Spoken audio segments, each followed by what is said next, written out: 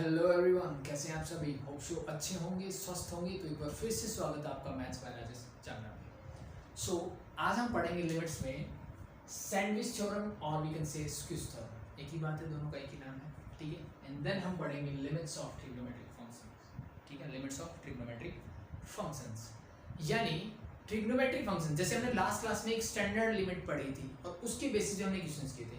Same as it is trigonometry में भी हमारे पास कुछ स्टैंडर्ड लिमिट्स होगी, यानी उसको नॉर्मली जैसे मैं मोटा मोटी बोलूँ तो भाई मेरे पास कुछ फॉर्मूले होंगे लिमिट्स के, उनका यूज करके मैं बाकी फंक्शंस की क्या निकालूंगा, लिमिट्स निकालूंगा, ये मैं बोल सकता हूँ, ठीक है। तो उनके लिए मुझे क्या चाहिए, सैंडविच थ्योरम चाहिए। बाकी अगर मैं सिर्फ एग्जाम पॉइंट ऑफ व्यू से बात करूँ, 11th स्टैंडर्ड के एग्जाम पॉइंट ऑफ व्यू की बात करूँ, तो सैंडविच थ्योरम इतना इंपॉर्टेंट नहीं है मेरे, ठीक है। बट मुझे सिर्फ बताना चाहिए, बहुत आसान सा छोटा सा टॉपिक है। एक दो क्वेश्चंस मैं आपको करवाऊंगा जो कि आपकी बुक से रिलेटेड नहीं होंगी, मतलब बुक में आपको नहीं मिले शायद वैसे questions. So but it's okay. So एक ट्रिग्नोमेट्रिक फंक्शन जो आपको मैं ड्राइव करवाऊंगा वो इसकी हेल्प से करेंगे, तो वहाँ पे आपको सैंडविच थ्योरम की जरूरत पड़ेगी। तो बस समझ लो सैंडविच थ्योरम होती है।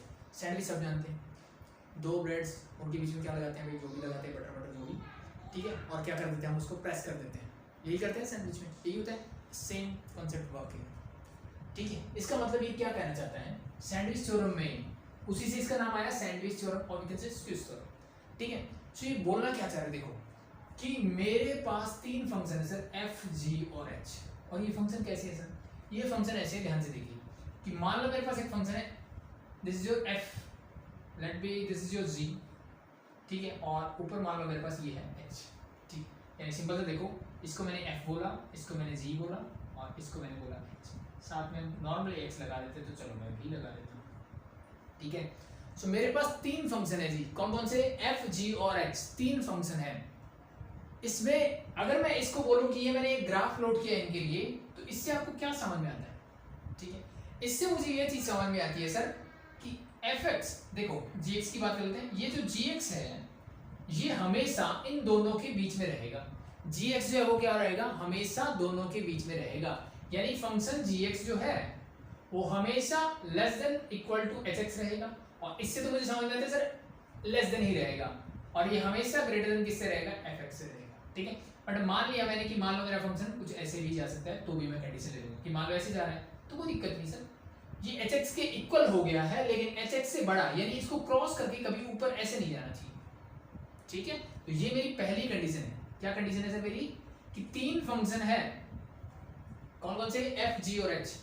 जो मेरा जी एक्स है, ठीक है, वो क्या करता है, एफ एक्स और एच एक्स के बीच में लाई करता है, इनके बीच में रहता है। यानी जी एक्स क्या हो सकता है, एफ एक्स एच एक्स के इक्वल हो सकता है, लेकिन एच एक्स से छोटा और एफ एक्स से हमेशा बड़ा होगा। यानी एफ एक्स से कभी नीचे नहीं जाएगा और एच एक्स से इसका ग्राफ कभी ऊपर नहीं जाएगा। सिंपल सी बात मुझे समझ में आती है, ये चीजें क्लियर, कैसा लो, ठीक है।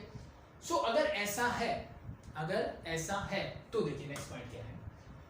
मान लो मैं किसी पॉइंट पे लिमिट निकालता हूं, limit x tends to a, नीचे वाले फंक्शन fx की, किस वाले फंक्शन की निकालता हूं, fx की मैंने लिमिट निकाली किस पॉइंट पे, a पे, और वो मुझे इक्वल मिली limit x tends to a of hx, ठीक है। यानी भाई एक सेम पॉइंट पे, let be this point a is there, इस पॉइंट पे जो fx और hx है, यानी ऊपर और नीचे वाले दोनों फंक्शन जो हैं उनकी लिमिट मुझे, लेट बी मुझे मिलती है, मान लो l मिलती है। देन क्या होगा सर, कि limit of x tends to a, gx जो होगी वो भी l ही होगी, वो भी क्या होगी, l होगी। अगर थोड़ा सा लिमिट का कॉन्सेप्ट क्लियर है, थोड़ा सा फंक्शन के बारे में नॉलेज है, तो ये पॉइंट क्लियर हो गया होगा। नहीं हुआ तो कर देते हैं, देखिए कैसे। इस भाई साहब ने बोला क्या, पहली कंडीशन तो मैंने आपको ये बता दी कि भाई ऐसा होना चाहिए, तीनों फंक्शन ऐसे होने चाहिए, सीधी सी बात ये कि gx जो है वो greater than equal to fx और less than equal to hx होना चाहिए। पहली चीज ये कंडीशन, पहली कंडीशन मेरी ये, ऐसा होगा। दूसरी चीज फिर मैंने क्या बोला कि जो मेरे ऊपर और नीचे वाले फंक्शन है, ऊपर और नीचे वाले, साइड वाले मतलब बीच वाले को छोड़ दो, ठीक है, बीच वाले को छोड़ दो, दोनों ब्रेड उठाई मैंने और दोनों ब्रेड को की लिमिट निकाली किसी एक पॉइंट पे, ठीक है, वो क्या मिली, l मिली। इसका मतलब क्या है, सिंपल सा मतलब ये है सर, ये पॉइंट मान लो a है, ठीक है सर, ये पॉइंट क्या है a। सो जब मैं लिमिट f, जब x जो है, x की वैल्यू एक तरफ जा रही है, चाहे इधर से जा रही है चाहे इधर से जा रही है, ठीक है। सो इसकी वैल्यू जो है, फंक्शन की वैल्यू कहाँ जा रही है सर, ये l की तरफ जा रही है, और मान लिया मैंने एल पॉइंट मैंने इसको माना, ठीक है। सो मान लो ये ग्राफ जो है कुछ ऐसे जा रहा है, ठीक है। अब ग्राफ कैसे भी हो सकता है, डजंट मैटर, बस समझने के लिए चीजें कर, ठीक है सर। मैंने क्या बोला सिंपली कि जैसे जैसे मैं x की वैल्यू a की तरफ जा रही है तो fx की वैल्यू कहां जा रही है सर, l की तरफ जा रही है, and this point is l, चीजें क्लियर। फिर मैंने बोला कि सेम जब x a की तरफ जाएगा तो hx की वैल्यू भी कहां जाएगी, l की तरफ। hx मतलब ऊपर वाला जो ग्राफ है इसकी वैल्यू भी कहां जा रही है सर, इसकी वैल्यू भी जा रही है l की तरफ, यानी यहीं जा रही है, ठीक है। चाहे इधर से आइए चाहे इधर से आइए, कहां जाओगे आप, l की तरफ ही जा रहे हैं, ठीक है। सो अब मैं इसको भूल गया, ठीक है। मैंने बोला fx की वैल्यू भी l की तरफ जा रही है, hx की वैल्यू भी l की तरफ जा रही है, gx कहां जाएगा। अब मुझे पता है सर gx जो है ना तो इससे नीचे जा सकता है और ना इससे ऊपर जा सकता है, इन दोनों के बीच में रहेगा, बट इनके बराबर हो सकता है, ठीक है। सो जब x a की तरफ बढ़ेगा वापस से तो gx की वैल्यू कहां जाएगी सर, इसके नीचे नहीं जा सकती, ऊपर नहीं जा सकती, तो उसको कहां से पास होना पड़ेगा, उसके पास सिर्फ एक ही पॉइंट होगा, that is l। So ultimately उसकी लिमिट भी कहां जाएगी, l की तरफ ही जाएगी। That's your sandwich theorem. यही मेरी सैंडविच थ्योरम बोलती है कि कोई एक फंक्शन है जो दो फंक्शन के बीच में अगर लाई करता है और इन दोनों की लिमिट जो है किसी एक पॉइंट पे अगर इक्वल है, इसका मतलब इसकी लिमिट भी वही होगी जो इन दोनों की लिमिट है। That's it, that's your sandwich theorem, ठीक है। तो ये दोनों, अब ध्यान रहे जो ऊपर नीचे वाले फंक्शन है, जो मेरी ब्रेड है ना, उनकी लिमिट हमेशा ही सेम होनी चाहिए, ठीक है। अगर इनकी अलग अलग हो जाए तो सैंडविच थ्योरम की बात ही नहीं आती। इसकी कंडीशन यही है भाई कि ऐसा होना चाहिए, देन सेकंड पॉइंट ऐसा होना चाहिए, अगर ऐसा है तो ऐसा होगा, ठीक है। इस चीज को दिमाग में रखें, चीजें clear, that's your sandwich theorem, ठीक है। अब देखो इस पे एक आधा एग्जांपल ले लेते हैं, उससे चीजें क्लियर होगी। सो लेट जस्ट एक सिंपल सा एग्जांपल लेता हूं, चीजें आपको क्लियर होगी। कि मान लो 3 minus x square divide by 13 as F x और let it is 3 plus x by 9, let it is, ठीक है भाई। सो ये मुझे एक फंक्शन गिवन है, एक कंडीशन दे दी। सो अब ध्यान से देखो, ये वाला किसका काम कर रहा है, gx का, किससे बड़ा या बराबर होगा, ये fx का काम कर रहा है और ये मेरा कर रहा है hx का, ऐसा मुझे गिवन है, ये मुझे गिवन है, ये वाली कंडीशन जो इसने बोली। एंड इसने साथ में क्या बोला, in the negative of x equal to 0 then find the value of limit x tends to, मुझे निकालनी है limit x tends to 0 of fx, मुझे इस fx की वैल्यू निकालनी है कि fx की x टेंड्स टू 0 पे लिमिट क्या होगी वो मुझे बताना है। सो पहली बात तो मुझे समझ में आती है सर fx की वैल्यू तो दो तब तो मैं निकाल पाऊंगा, ठीक है। सो मान लो इसकी वैल्यू कुछ भी होती, डजंट मैटर, कुछ भी वैल्यू होती जिसकी मैं लिमिट नहीं निकाल पा रहा हूँ, चीजें वहां आ रही है कि भाई मैं इसकी लिमिट निकाल ही नहीं पा रहा हूँ जितने मैंने मेथड किए उनसे। सो फिर मैं कैसे करूँ, तो मुझे इसकी लिमिट निकालने की जरूरत नहीं है। अगर मैं सैंडविच थ्योरम, अगर ऐसा कहीं पे भी मिलता है तो इसका मतलब ये समझते हो सैंडविच थ्योरम का ही काम है, ठीक है। तो मैं सिंपली एक काम करता हूँ, इसकी लिमिट निकाल लेता हूँ, इसकी निकाल लेता हूँ, चेक करते हैं पहले।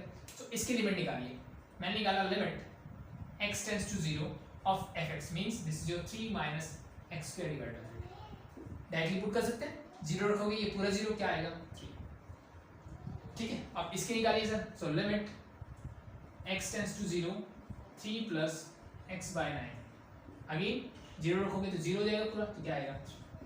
तो अब मुझे क्या मिला, मुझे ये मिला सर fx और hx दोनों की लिमिट क्या आ रही है, दोनों की लिमिट इक्वल आ रही है, और वो किसके इक्वल आ रही है सर 3 के इक्वल आ रही है, दोनों की लिमिट्स इक्वल आ रही है और किसके इक्वल आ रही है 3 के इक्वल आ रही है। तो मुझे बताइए इसकी लिमिट क्या होगी सर, इसका आंसर भी 3 होगा। दैट्स योर सैंडविच थ्योरम, यानी मुझे बीच वाले फंक्शन की जरूरत नहीं है, आप दो ही मत, मैं वैसे ही कर लूंगा। चीजें clear, easy, I think it's very easy, ठीक है जी। डरना नहीं है, ऐसे क्वेश्चन पूछे नहीं जाएंगे एग्जाम में, स्पेशली 11th स्टैंडर्ड के एग्जाम में। आगे की मैं गारंटी नहीं लेता, आगे पूछे जाएंगे भाई, इजी। सो देखो एक और क्वेश्चन देखते हैं। मान लो मुझे गिवन है x square sin 1/x is there and we have to find limit x tends to 0, मुझे स्पेस की लिमिट निकालनी है, क्या करें, ठीक है, क्या करें, ठीक है। तो चलो इसको सैंडविच थ्योरम से ट्राई करते हैं, ठीक है। अब ट्रिग्नोमेट्री लेवल मैंने फॉर्मूले किए नहीं, ठीक है, ऐसे हम कर सकते हैं इस क्वेश्चन को without sandwich theorem, but sandwich theorem कर रहे तो इसकी थोड़ी सी प्रैक्टिस कर लेते हैं। सो अब देखो सिंपल सी चीज जो मुझे पता होनी चाहिए इसको करने के लिए, कि मुझे ये बताइए भाई साइन थीटा जो है वो हमेशा किसके बीच में लाई करता है सर, -1 से 1 के बीच में लाई करता है, यस और नो। यानी आप यहाँ पे कोई भी वैल्यूज पुट कर दीजिए except x is equal to 0।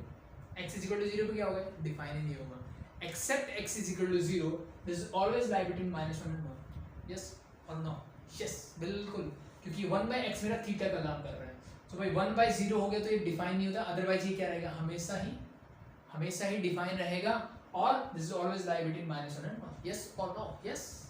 सो अगर मेरा sin थीटा जो है -1 से 1 के बीच में लाई करता है, तो सिंपली मैं यहाँ से बोल सकता हूँ कि sin 1/x भी कुछ ऐसा ही करेगा सर। यस और नो? -1 से 1 के बीच में लाई करेगा। यस और नो?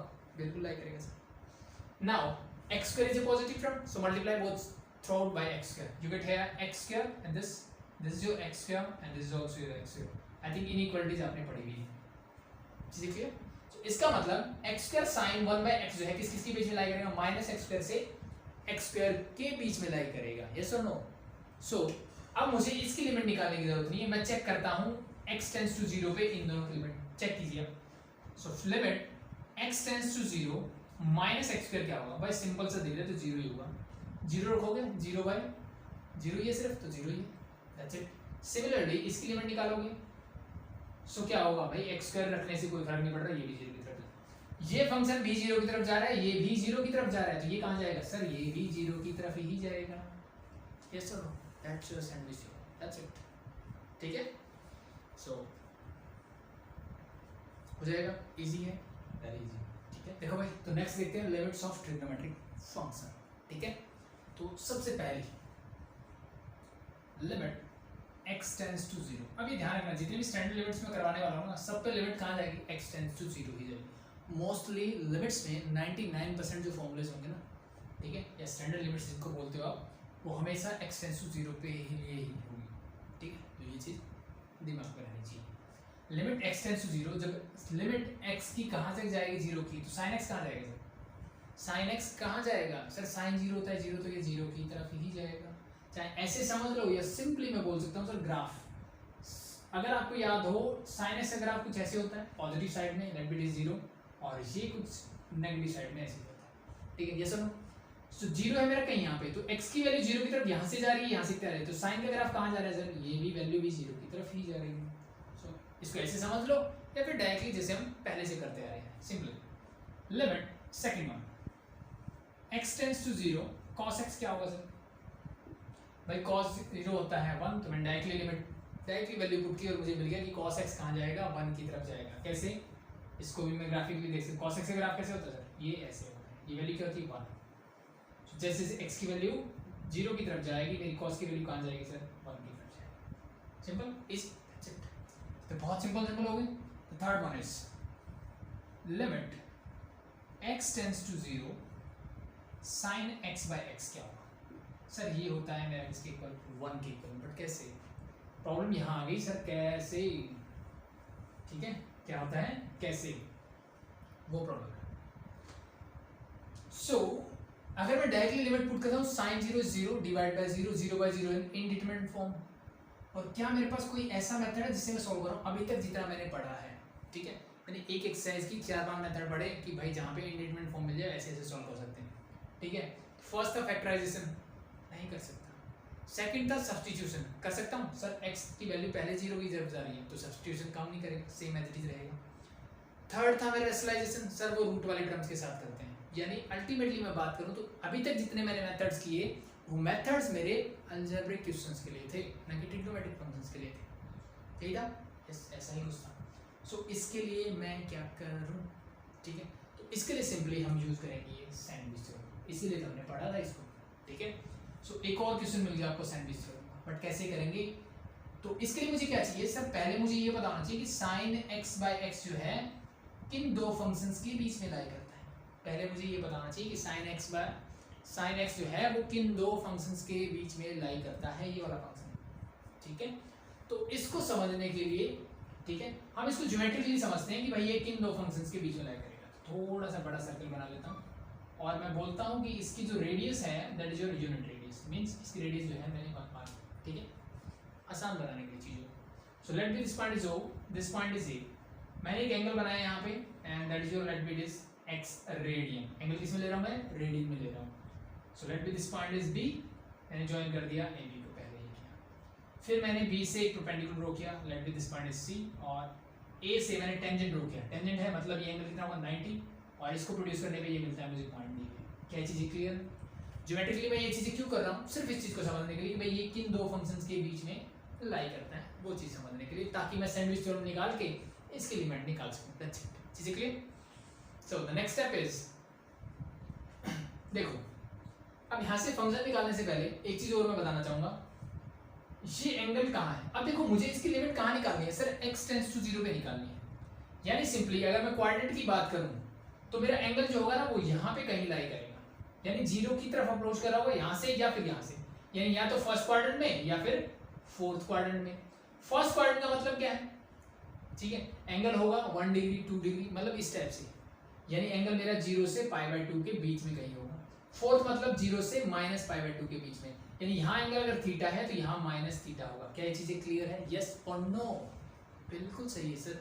ठीक है, तो अब एक चीज मैं ध्यान से बताना चाहूंगा कि मान लो कोई भी एंगल पॉजिटिव वैल्यू है यहाँ पे, लेट बी इट इज 0.1 और 1 और 2 कुछ भी हो, सो sin x by x पे क्या फर्क पड़ेगा? ध्यान से देखिए, sin x by x पे अगर ये x जो है पॉजिटिव है, x अगर क्या है पॉजिटिव, लेट बी मैंने बोला कि ये एंगल है यानी थीटा है, तो sin थीटा बाय थीटा, ये sin थीटा फर्स्ट क्वाड्रेंट में पॉजिटिव, तो ये एंगल तो है ही पॉजिटिव, तो ultimately you get an answer positive. Let be मैंने बोला ये माइनस थीटा क्यों करा, then this become your sin minus theta whole divide by minus theta, और sin minus theta fourth quadrant में sin क्या होता है? Negative, sin minus sin theta divide by minus theta, this minus and minus again get cancel out and you get sin theta by theta, again you get sin theta by theta. So वही बात होगी ना जो इससे निकला, again you get a positive value. ठीक है, same. यानी मेरा कहने का मतलब ये चीजें मैं क्यों बताना चाह रहा हूँ, ये सिर्फ इसलिए बताना चाह रहा हूँ भाई कि मैं x की वैल्यू चाहे इस क्वाड्रेंट में ले लूँ चाहे इस क्वाड्रेंट में ले लूँ, यहाँ पे अल्टीमेटली कोई फर्क नहीं पड़ रहा। ठीक है, तो अल्टीमेटली एक ही बात है, तो इसलिए मैं एक काम करता हूँ कि पहले से ही मैं एक कंडीशन मान के चलता हूँ कि मेरा x जो होगा वो कहाँ से कहाँ लाई करेगा सर? 0 से π/2 के बीच। ठीक है, ताकि मुझे आगे कैलकुलेशन करने में आसानी रहे, क्योंकि मेरे फंक्शन पर अल्टीमेटली फर्क नहीं पड़ रहा। सो इसकी लिमिट चाहे आप x की वैल्यू 0 से π/2 के बीच में लो या 0 से -π/2 के बीच में लो, उससे कोई फर्क नहीं पड़ता, मेरे लिए इजी रहता है 0 से π/2, मैंने ये ले लिया। पहली चीज क्लियर? That's it. अब मुझे फंक्शन निकालना है, तो फंक्शन कैसे निकालूंगा? सिंपल सा देखो, अब मैं यहाँ से निकालता हूँ कि area of triangle OAB, area of triangle OAB, ये जो ट्रायंगल मुझे दिख रही है ये वाली, ठीक है, इसका एरिया जो होगा वो कम होगा, सॉरी इसका एरिया जो है छोटा होगा किससे? OAB, सेक्टर OAB भी can say, area of sector OAB से। यस और नो? क्या चीजें क्लियर? ठीक है, बिल्कुल क्लियर है सर, क्योंकि इस सेक्टर में ये वाला सेगमेंट भी ऐड हो गया। ठीक है, triangle plus this segment, it means ये हमेशा इससे बड़ा होगा, and this always less than, और ये किससे छोटा होगा सर? भाई OAD। अब ये पूरी बड़ी ट्रायंगल से छोटा होगा, तो एरिया ऑफ ट्रायंगल OAD से ये छोटा हो। Easy, it's very easy. इसका मतलब ये चीजें मैंने क्यों बनाई? तीन फंक्शन उनके बीच में एक, भाई वही तो मुझे चाहिए कि ये दो किन किन के बीच में लाया करता है, वही चीजें मैं निकाली। Easy, very easy. देखिए फटाफट से एरिया ऑफ ट्रायंगल OAB बताइए मुझे। OAB ये ट्रायंगल, ये मैंने इसमें परपेंडिकुलर ड्रॉ किया था, तो it's very simple sir, half into base into height. Yes और नो? बिल्कुल। Is less then area of sector, sector का एरिया निकालना था theta divide bye 360 into πr², ऐसे लिखते थे, बट अब 360 में लिखूंगा 2π की फॉर्म में। ठीक है, 360 मतलब 2π मींस मैं रेडियन में लिख रहा हूँ, क्योंकि x, अब ये थीटा जब हम 10th स्टैंडर्ड में पढ़ते थे ना तब हम डिग्री में करते थे, but x now is in radian, so दोनों चीजें मुझे रेडियन में लेनी पड़ेगी। Okay, so now this become x divide by 2π into πr²। r क्या है sir? OA is your radius, so this become OA² is less than area of OAD, पूरी triangle, so half of base means OA into height is AD. Now solve it. देखो भाई, half यहाँ है half यहाँ है, इसको मैं cancel out कर सकता हूँ। ठीक है, इनइक्वालिटीज में पॉजिटिव टर्म्स को कैंसिल आउट किया जा सकता है या डिवाइड या मल्टीप्लाई किया जा सकता है, इनइक्वालिटीज पे कोई इफेक्ट नहीं पड़ता। मैंने इसी कॉन्सेप्ट का यूज किया। पहली चीज OA क्या है सर? सर मैंने ये यूनिट रेडियस मानी थी, सो दिस इज योर 1, तो इसको लिखने की जरूरत नहीं। क्या बचेगा? सिर्फ मेरे पास यहाँ BC इज लेस देन किससे सर? इस पाई से पाई कैंसिल आउट, x मेरा एज इट इज, OA मेरा 1 है, तो फिर से क्या बचेगा? x ही बचेगा। OA इज 1, तो यू गेट हियर AD। सो अब मेरे पास ये इनइक्वालिटीज मिली। ठीक है, अब मैं इसको ट्रिग्नोमेट्रिक फंक्शन में कन्वर्ट करने की कोशिश करता हूँ। सो अब मुझे बताइए BC क्या है? सर BC ये है परपेंडिकुलर। अगर मैं इस BC के डिवाइड में इस BC के नीचे OB लिख दूं तो क्या बन जाता है सर? BC यानी परपेंडिकुलर डिवाइड बाय हाइपोटेन्यूज होता है मेरा सर साइन, और एंगल क्या है सर? x, क्या बन जाएगा? sin x। OB क्या है सर? Radius of this circle and this is equal to 1। तो क्या इसको लिखने की जरूरत है? नहीं सर। BC का मतलब क्या है? sin x। So this BC become your sin x। Hope सो दिख रहा होगा आपको। ये x है एज। अब मुझे बताइए AD क्या होगा? सो अगर मैं बड़े वाले ट्रायंगल की बात करूं तो ये AD है, मैं इसके नीचे लेता हूं OA। अब बोलोगे OD क्यों लिया सर? बेटा मेरे को OD पता ही नहीं तो मैं क्यों लूं? मेरे को OA पता है ना 1 है, इसलिए मैंने लिया। तो perpendicular divide by base, this become your tangent x। So this is 1 again, तो AD is equal to tangent x, this is less than tangent x। Hope so यहां तक चीजें क्लियर है सर। ठीक है, सो नेक्स्ट स्टेप क्या होगा देखिएगा जी। अब एक काम करता हूं, इस टेंजेंट x को चेंज कर लेता हूं sin x by cos x में। तो ये sin x as it is less than x and is less than sin x by cos x। अब मुझे बताइए मैंने क्या बोला कि मेरा जो x है वो 0 से π/2 यानी फर्स्ट क्वाड्रेंट में है। फर्स्ट क्वाड्रेंट में है तो sin x पॉजिटिव रहेगा। मैं थ्रू आउट sin x से क्या कर सकता हूं? डिवाइड कर सकता हूं। यस और नो? जी बिल्कुल कर सकते हैं। इनइक्वालिटीज में पॉजिटिव टर्म्स को कहीं पे मल्टीप्लाई करो, मेरे साइन पे कोई इफेक्ट नहीं पड़ेगा। This and this get cancel out, this and this get cancel out, you get have 1 is less than x divide by sin x and is less than 1 by cos x। ठीक है, और जब मेरा ये term x जो है, जब मेरा x जो है कहाँ लाई करता है सर? फर्स्ट क्वाड्रेंट में, तो ये भी पॉजिटिव, ये टर्म भी पॉजिटिव और ये भी पॉजिटिव ही रहेगा। तो इसका मतलब अगर मैं इसको रेसिप्रोकल ले लूं इसका, तो ये क्या हो जाएगा? साइन फ्लिप हो जाएगा sir, cos x and this is less than 1। ये चीज समझ गए भाई?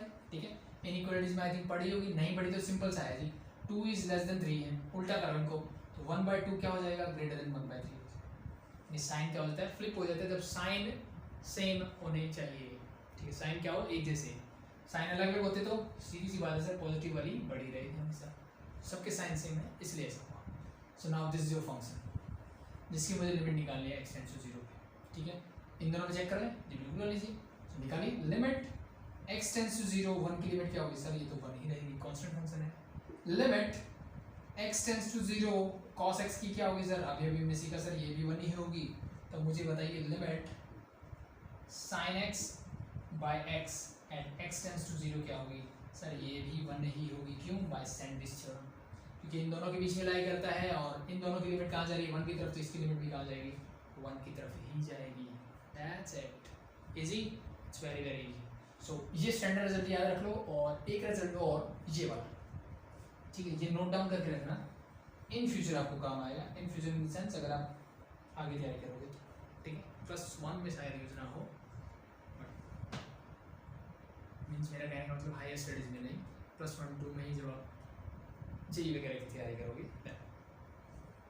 ठीक है सर, इजी, आई थिंक आसान था कॉन्सेप्ट। सो बाकी कुछ चीज़ें नहीं करनी तो सिर्फ मैं सजेस्ट करूँगा ये वाली चीज़, ये वाली चीज़ और ये वाली चीज़, ये 3 चीज़ें एक नोट बना के इनको लिख लेना। ठीक है, काम आएगी। चीज़ें क्लियर?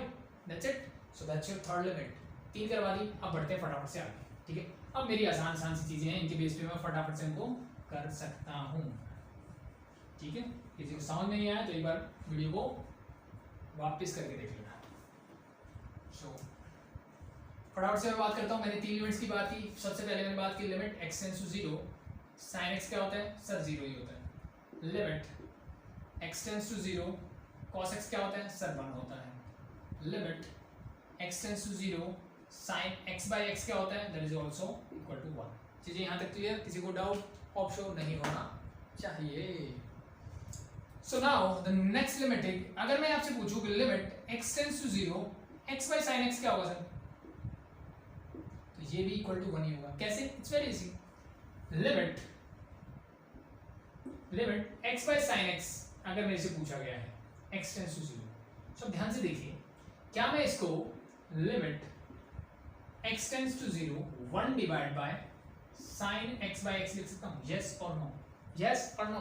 बिल्कुल लिख सकते हैं सर, कोई दिक्कत नहीं है। वापस लेके आओ, ये नहीं पहुंच जाओगे। अब मुझे पता है कि इसकी लिमिट क्या होगी सर? 0 पे 1 होगी। ऊपर मेरा 1 है तो this is 1 by 1 means that is also equal to 1। तो अगर मैं इसका रेसिप्रोकल भी कर दूं तो मेरी लिमिट चेंज नहीं होगी, 1 ही रहेगी। चीजें क्लियर? नेक्स्ट बढ़े।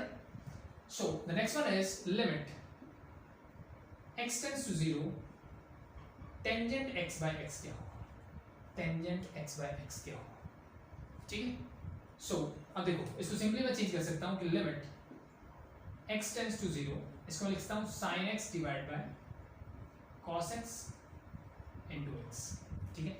अलजेब्रा हम लिमिट्स का पढ़ चुके हैं कि मैं इनको अलग-अलग, यानी मैं इसको limit x tends to 0 1 by cos x and plus limit sorry into not plus limit x tends to 0 sin x by x भी लिख सकता हूँ, यस और नो, जी बिल्कुल। इसकी लिमिट हमने अभी निकाली, क्या होगी 1, इनको 1 ऊपर as it is cos x at x tends to 0 is always equal to 1, तो 1 into 1 ultimately you get 1, so इसका रिजल्ट भी क्या होगा मेरे पास 1 ही होगा। चीजें क्लियर, आई थिंक बहुत आसान है ना, ठीक है। जो मेरा प्रीवियस रिजल्ट था बस मैंने उसकी हेल्प ली, सो दैट्स डन।